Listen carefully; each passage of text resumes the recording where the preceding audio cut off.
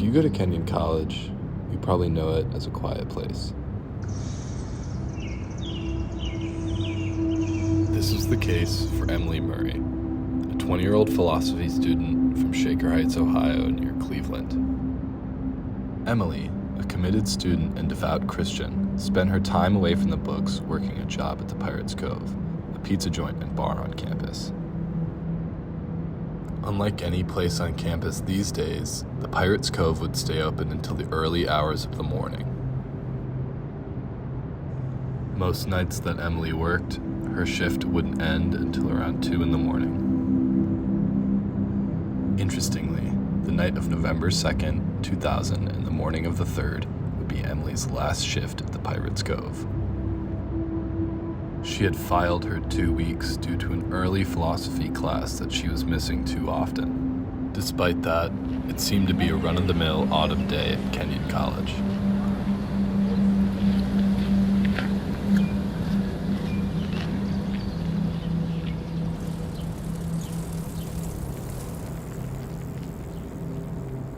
That was until closing time at the Cove came. Around this time, the last of the drunk patrons would stumble out and employees would begin closing. Well, for some of Emily's coworkers, this would be the last time they would see her alive.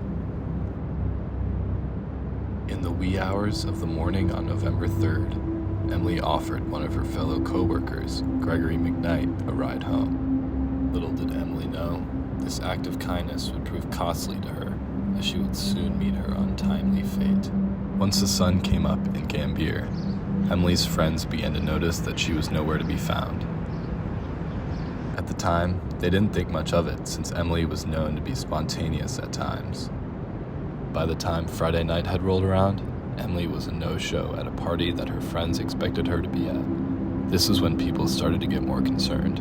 Over the course of the following days, Emily's friends and colleagues conducted interviews with people that may have seen her at the Cove that night.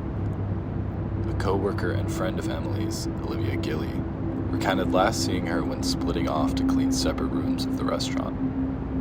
Additionally, the Cove's bartender, Nathan Justice, remembered seeing Emily looking for her keys at around 3:15.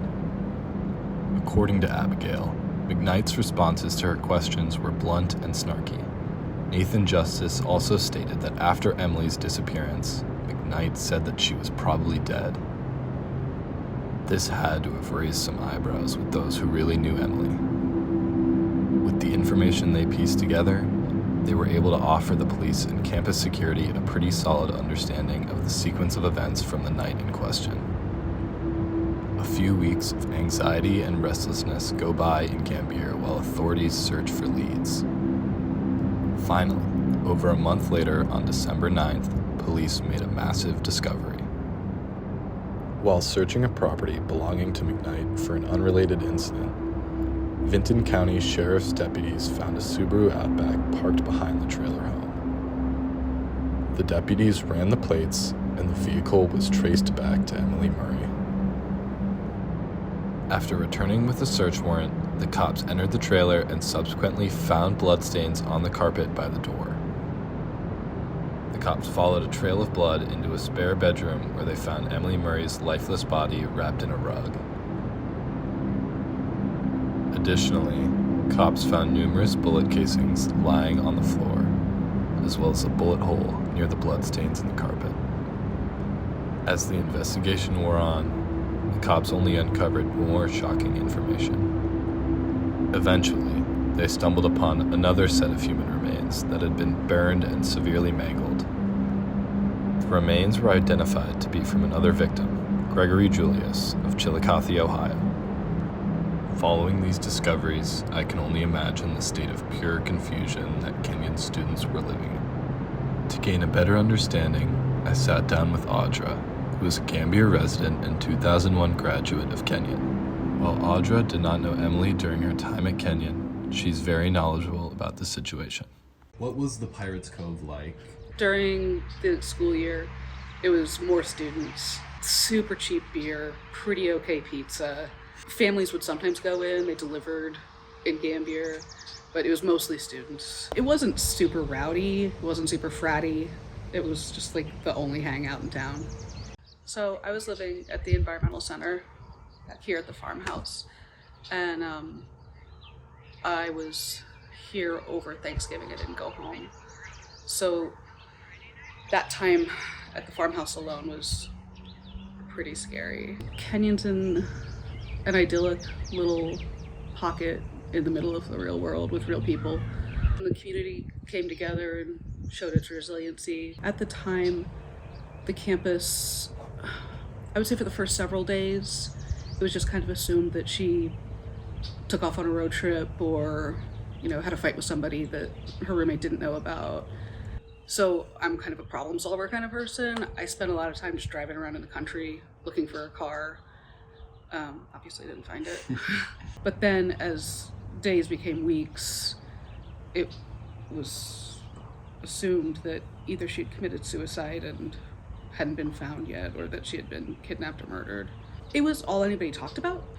It was front of mind, but it didn't change the vibe of campus. We kind of went on as business as usual, but yeah, it was the focus of everyone's mind.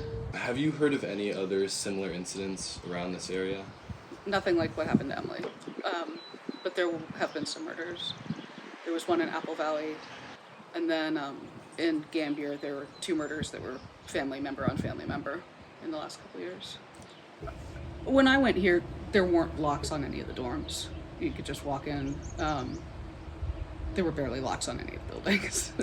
Yeah, so that, but that probably would have changed with the times anyway. I don't have a solid answer for that. I don't really know what they've done behind the scenes. My inspiration for creating this video came from a recent episode I saw of Murder in the Heartland, a true crime show that streams on HBO Max. In the episode, the production team offers a general overview of this situation, while also incorporating the experience of locals. Despite that, I felt that the episode lacked a genuine connection to the issue. That's the gap I'm aiming to fill. While I certainly couldn't put in the same amount of money or time into this project as HBO, I hope that the student perspectives, current and former, provided an alternate outlook on the heartbreaking murders of Gregory Julius and Emily Murray.